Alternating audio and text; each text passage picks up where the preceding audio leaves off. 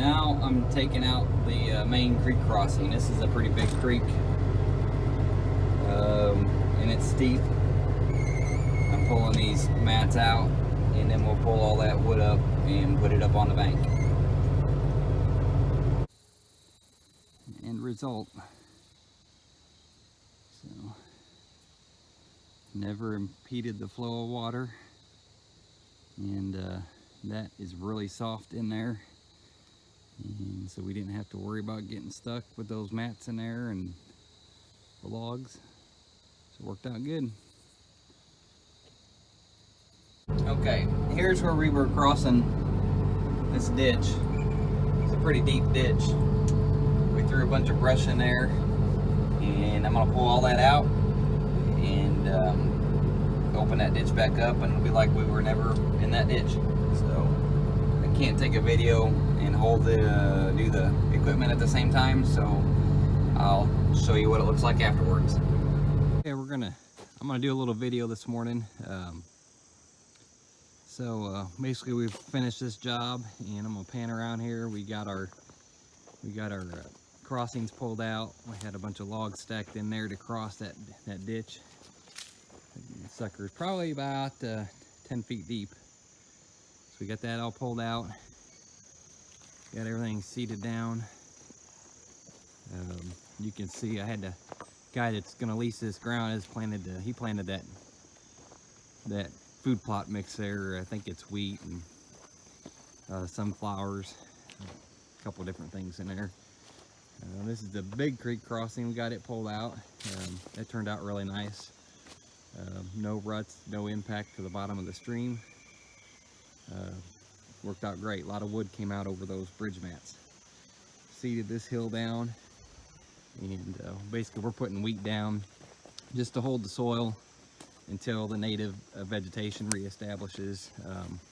I don't know, this guy may come in and put some food plot mix on it. I don't know, it's kind of up to him, but we're just going to put wheat down and let that get established until the native vegetation comes back. So I'll show you how the main access hill that we had to cut in a switchback, the main hill there that all this wood came up. I'll show you how that turned out here in just a minute. This spot here was this is about halfway back to the hill from where I was at, from the creek, and as you can see, it's real flat in here. The water doesn't drain. This spot here was horrible. Early on this year, it rained on us, and you get some wheel tracks started, and it got rutted real bad in here. And but we were able to ditch it up a little further and pull some of that dirt into these ruts, and it's as smooth as can be now. You can't tell we were in here other than obviously the bare dirt, but it turned out really well. And then I also got a ditch up here to help drain the water off of this flat area, so that as they run four-wheelers and little tractors and stuff back here, this road should hold up pretty good. So we'll continue to walk up here. So I was talking with the forester, and these trees you see that are left right here, these are box elder trees, and realistically they should all be cut. I mean, they're not worth anything, but you know, a landowner should cut those. You can see a lot of them are already dying at the tops. Most of them are hollow. A lot of them should be pushed out or cut and killed and let something else get established. You know, there's an elm. This is really actually a pretty good walnut. You see the walnut, those are all walnut there.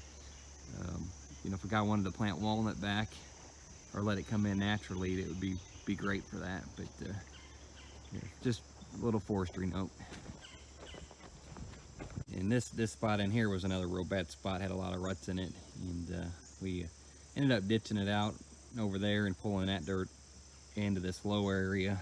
There was a low area right here where we were running, and pulled dirt off of that ditch and put it in here, and it actually turned out really good. Really happy with it. But that creek, when it floods, it would run over. There's a ditch up against the hill right here, and that water would kind of sit right in there, and then it would run over into that ditch, and it was just a low area that we were able to get fixed up and improve the access for the landowner in the future. I put 3 water bars in this hill. Here's one of them. They don't show up very well on the camera, but basically divert the water off the hill on this turn. So this is an old roadbed that kind of sits in the shape of a U. We put a water bar in here right on this turn to keep it from running all the way down the road. Punched through the berm there and got it off the old roadbed. You can see down in there, that's the old roadbed. And it's just in a big U shape, like a big ditch. We got this water going out this way and off over the edge, kind of divert it, get it off onto undisturbed soil so it doesn't continue to rut the old roadbed out. And then we got another water bar up here at the top of the hill. And then there's actually one right in there where the water was coming down the old roadbed. We got that water off of there. So this should stay pretty decent road if they want to continue to use it.